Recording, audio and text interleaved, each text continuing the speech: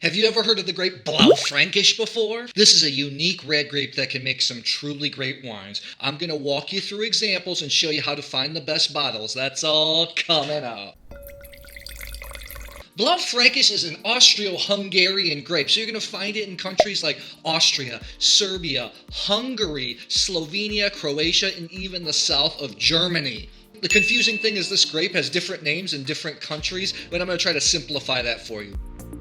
First off, there's Germany, where the grape is called Lemberger in the south, especially in Württemberg. Lembergers are a little more delicate, more quote-unquote Pinot Noirian style, lighter, lower in alcohol. I love these wines. Unfortunately, a lot of them do not get exported, and I don't have any to show you. So if you're in the country, seek out a Lemberger. Let's move on to Slovenia, where the grape is known as Modra Frankinja or Frankovka, which is also called that in Croatia and Serbia. Next, we're moving to Hungary. There it goes by the name Kékfrankos. In Hungary, you're going to find good Kékfrankos all over the country. Some of the most important regions you're going to see are Eger. You're also going to see it in Sopron, which is on the border of Austria, and then Vilan in the south, and then my personal favorite, what we have here, Sexard. In Hungary, as you can find some outstanding wines for really low price because it's harder to sell them locally.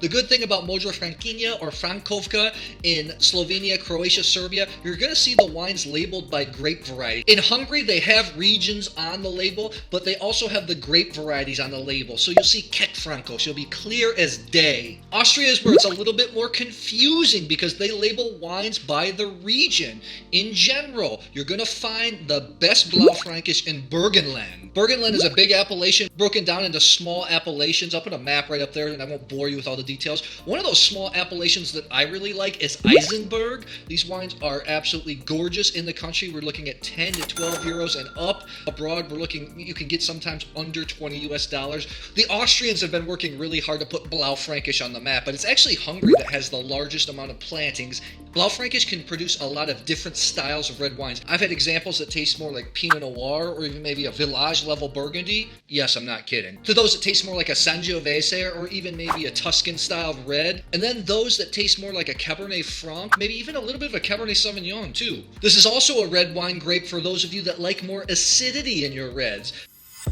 Okay, let's get into it. I have wines from 3 different countries. Let's move on to Slovenia. There are not tons and tons of excellent producers in Slovenia of Modra Frankinja, but this is one I really like. This is a Šuplje Lodoma. This is a single vineyard wine, Modra Frankinja, from 2018. This one is by far the darkest out of the wines I have to show you. Can't see my fingers through it. This wine I think is going to be exported soon, but in Europe we're looking at a price of around 15 euros. Blaufränkisch takes to oak aging well, especially when the oak is not overpowering. This is one that I feel is more like a Cabernet Franc style. Has some of those bell pepper type notes that we like about Cabernet Franc. Also some black cherry, a little bit of tobacco notes. Maybe even a touch of mocha. The wood is just nicely done here, and that's what I love about reds. I do not want reds with too much oak. Like a lot of Blaufränkisch, this is quite spicy. And it also has some high acidity. Well, the tannins are gripping. They're not like Cabernet Sauvignon tannins where they can be too aggressive, too drying. They're there, but the acidity is really, really beautiful here. My mouth is still watering. Beautiful wine at that price, and ready to drink right away, even though it's young. Next, we're moving to Hungary. This is the Hyman and Fiai. This is the Szívem Kékfrankos 2018. Single vineyard wine, a little more expensive. We're talking close to the 30 euro range. It is exported as well. I don't know what the price is. I think it'll be a little bit more abroad.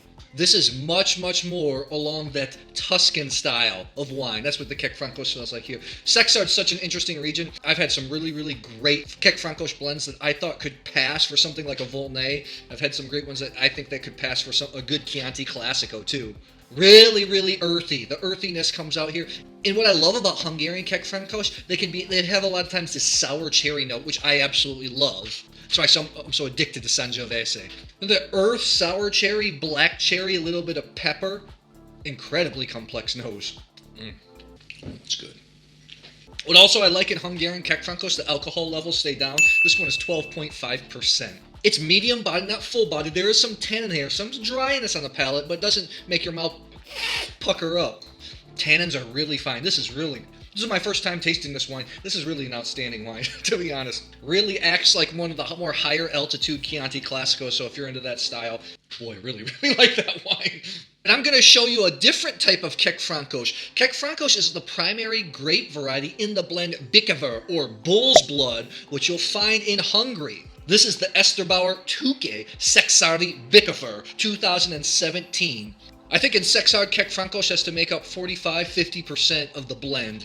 Oh, by the way, this producer's basic Kékfrankos, it's called Tanya Machka. This is excellent wine in Hungary. I think it's about 4 or 5 euros. It is exported to certain markets. I don't know if it's in the U.S. This wine is a fantastic, so sour cherry, soft. I had a couple sommeliers taste this and they thought it was like $20 wine. Something that you get for $4 or $5. Incredible wine. But back to the Bikavers. When I'm in Hungary, and I like to go often, I love to drink Bikavers. When you're in the country, you're going to find them for around 10 to 15 US dollars. If you find them abroad, a good quality bull's blood, we're looking at $20, $25 range. Bull's blood can be really spicy. It's got a lot of cherry, like a black olive type note, earth, pepper, and tobacco, but not wood. The wine just smells really nice. These are the types of wines that I would love to drink every single day. Medium bodied, nice tannins. With Bikavers, they're a little bit more earthy than they are fruity. That's why I like it. This is also a style that I feel like is more like a Tuscan type of wine. Whereas their basic Kékfrankos, I thought was more leaning towards the style of maybe a Pinot Noir. Good stuff. Even a little bit of a graphite. The cool thing about these Bikavers, they can have grapes also. They can have international and local grapes. You have grapes like Merlot, Cabernet Sauvignon, Cabernet Franc, Kadarka.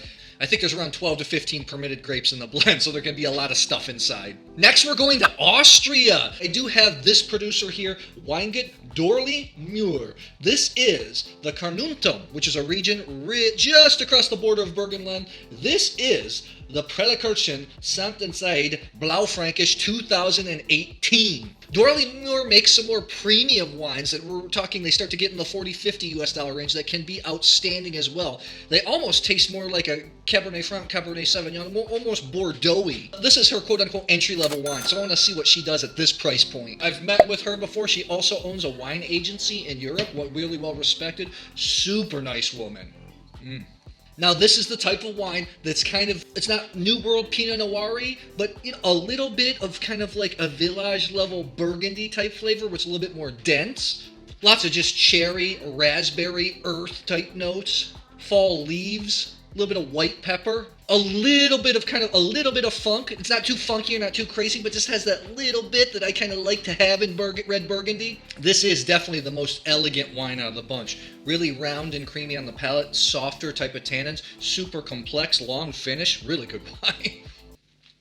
Nice stuff. I've tasted a lot of Austrian Blaufränkisch that can be a little bit too big, act like a pretty oaky Cabernet Sauvignon. I like when the wine's dialed back a little bit, like this example. This is beautiful, elegant, silky on the palate. If you like those wines that are a little bit more round, silky, and creamy, but yet want earthiness, not just all fruit, this is something to check out. I hope you found some of those tips useful in terms of countries, regions. I plead you, though, go out and taste outside the box. Try some Blaufränkisch, some Kékfrankos, some Modra Franquinha. So I'd love to know, do you like wines made out of this grape? Do you have any favorite producers? Or is it something that you want to try? Drop it in the comments below. Make sure you subscribe to the YouTube channel for more videos like this and ring the bell so you know when the videos come out. And if you're thinking about what to watch next, why don't you check out this video right here. Thanks for watching. Cheers.